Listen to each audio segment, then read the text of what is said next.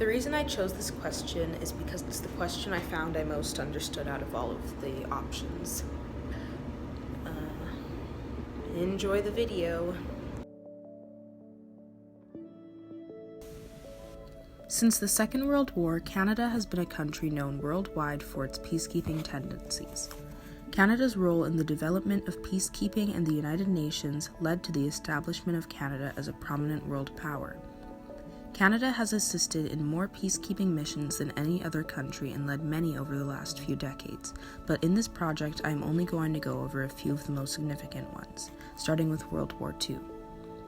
Canada's first role in the war was sending naval ships to transport French refugees fleeing from France, which had just been invaded by German forces. During the war, representatives from 50 countries, including Canada, gathered and created the United Nations, which is an organization that is still around today. One of the UN's most important goals is to maintain world peace and prevent the start of new wars. A few years after this, Canada entered into its first peacetime military alliance with 11 other countries. This was an agreement between these countries, much like the Augsburg Agreement, to protect one another from the communist Soviet Union and their efforts to turn every country into a communist one. This was called the North Atlantic Treaty Organization.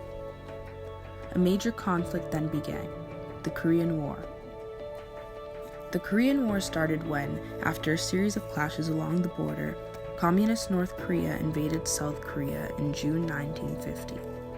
Combined, the United Nations and NATO sent troops to defend South Korea against the invasion. Before this, NATO was basically a dormant organization, not needing to develop its international military forces and strategies until then. Though conflicts between the two Koreas were resolved, the Cold War still was not. Fearing long-range attacks, like missiles, aircrafts, and space vehicles from the Soviet Union, Canada and the United States made an agreement to conjoin their air defense forces under joint command and work together to ensure the continent was kept safe. They named this combined force the North American Defense Agreement. This agreement was officially announced in August 1957, but an agreement was not signed until May 1958. Canada did not truly stand out as a peacekeeping country by itself until a few years after the Korean War, when conflicts arose in the northeast corner of Africa in 1956. Britain and France versus Egypt and the Soviet Union over control of the Suez Canal, a trading canal built by Britain in earlier decades when Egypt was a colony of Britain. Egyptian forces were fighting British and French forces, and when the Soviet Union threatened to nuke Britain and France, which would be very bad for Canada, then Prime Minister Lester B. Pearson came up with a plan. He suggested that the United Nations offer forces to guard the Suez Canal from both parties as they verbally resolve the issue. This proposal worked, solving the issue and preventing a possible Third World War.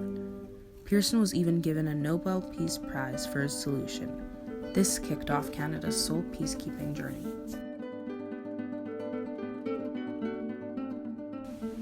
I'm not going to be so dramatic as to say that without Canada the world would have ended, but one cannot deny that Canada has done a lot for the world in terms of peacekeeping. Based off of these impactful Canadian contributions, I will give some examples of what the world could have been like today if there was no Canada. During World War I, Canada built up a name for itself as the shock troops of the Triple Entente.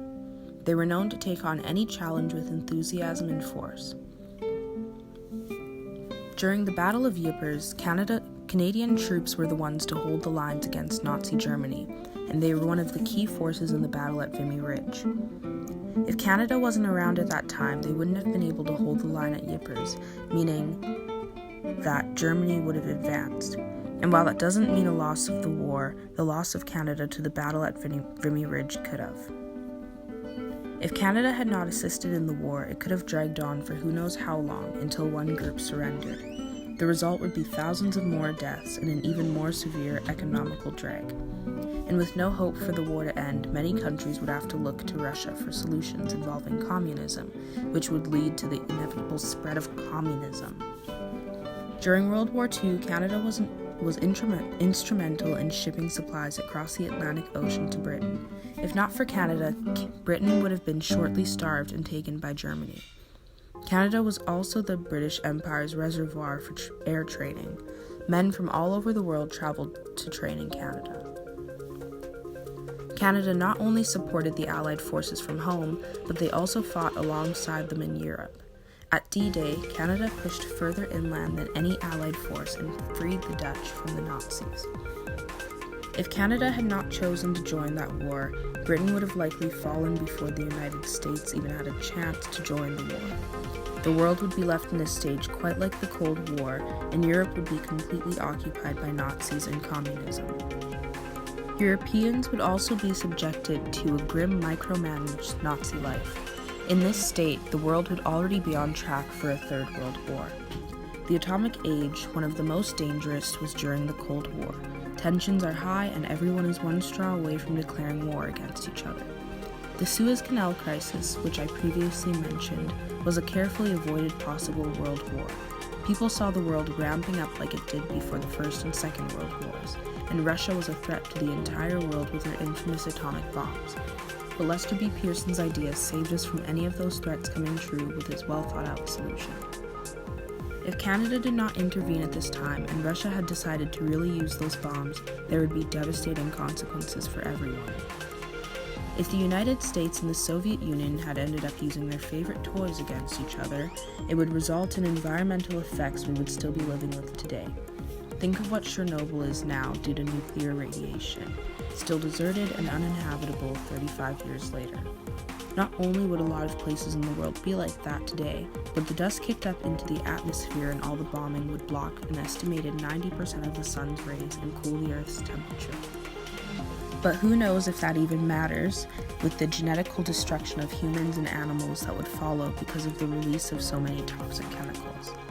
I know it's all a bit extreme, but think butterfly effect. Now with all the war-focused stuff out of the way, let's not forget Canada's humanitarian efforts. Canada is known as the most welcoming country in the world. Each year, almost 500,000 people migrate to Canada. Whether they're refugees or just people looking for a better lifestyle, Canada offers an open safe haven to people all around the world. In 1971, Canada was the first country in the world to adopt multiculturalism as an official policy. If there was no Canada, refugees would have stayed where they are, and various problems regarding the violation of human rights would remain unchecked. So as you can see, Canada has contributed a lot to the welfare and preservation of the world. Of course, we can't really tell what the world would be like with no Canada because, well, Canada exists. But this little theory jumble here really gives a good picture of what the world could have looked like without our significant contributions. Ever since Lester B. Pearson's organization of the United Nations Emergency Force that stopped the Suez Canal crisis, Canada has been considered a country for peacekeeping. Along with that title has come a sense of identity for Canadians, an identity as peacekeepers. Before that point in time, Canada was simply a former colony of Britain. I believe that having Pearson win a Nobel Peace Prize and being largely recognized as this heroic peacekeeper was Canada's first unique mark on the world. Having the world begin to recognize Canadians as peacekeepers would only give more reason for Canadians to act that way. Countries all around the world are known for different things. Those things can be good or bad, but for a country and its citizens to be recognized for something so pure and heroic, over time it fuels egos and boosts pride. So you can sort of take what Pearson did as setting the bar for the rest of Canadians and showing us what kind of people we are meant to be. Over time, as people raise their children to have those same beliefs, they grow up surrounded by news of Canada's peacekeeping efforts, and it's hardwired into our nation.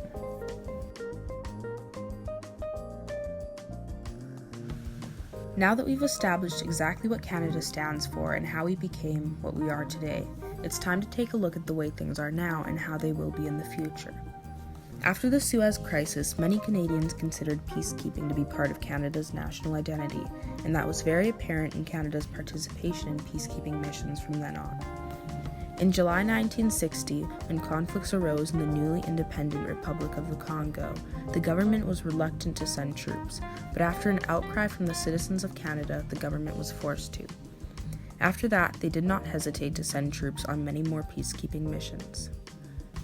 though in 1993, a decline in Canadian peacekeeping had begun. After a scandal stemmed from a Somalia peacekeeping mission where 2 Canadian soldiers tortured and killed a Somali teenager, it severely damaged Canada's reputation as a peacekeeping country, resulted in the disbandment of the Army's Airborne Regiment, and inadvertently aided in the UN's next big scandal, the genocide in Rwanda. 400 Canadian troops were sent to Rwanda under the command of General Romeo Dallaire. Genocide and ethnic cleansing had broke out in Rwanda, and they were tasked with keeping the peace. Though it was very hard to stay true to that task when, in accordance with the UN rules of engagement, they were not allowed to use force. Dallaire even requested more troops and permission to take physical action, but his requests were denied by the UN. This resulted in a mass genocide of over 500,000 people in Rwanda, leaving the world to doubt the UN's efficiency and capability to handle such situations. After these experiences, Canada's general attitude towards peacekeeping had begun to sour. From 2001 to 2014, most of Canada's attention had gone from peacekeeping to the war in Afghanistan. Even though Canada still contributed soldiers to peacekeeping missions, the number of troops began to decline drastically, with only a handful now being sent. Overall, Canada's participation in UN peacekeeping missions has declined. In 1992, Canada contributed almost 4,000 personnel to operations, and as of June 2019, 176 personnel. Even though our participation has declined greatly, many Canadians still consider peacekeeping to be a part of our identity, whether it's simply from ignorance to present events or a traditional sense of pride. Overall, I believe that Canadians will somehow always have that same mindset to do what's right and keep peace, especially with how the world has come to perceive us over the last decades as very polite and righteous people. But even though it may remain a part of Canadian identity, that does not mean the government will respect that. It's up to the government to do what they believe is right for our country, and at the end of the day, that's what they will do. I do not believe that the government will just suddenly decide to withdraw from the UN's peacekeeping missions, but I also don't believe that the number of contributions will just suddenly rise. In the end, only time will tell what Canada and even the United Nations will become in the future in regards to peacekeeping. Thanks for watching!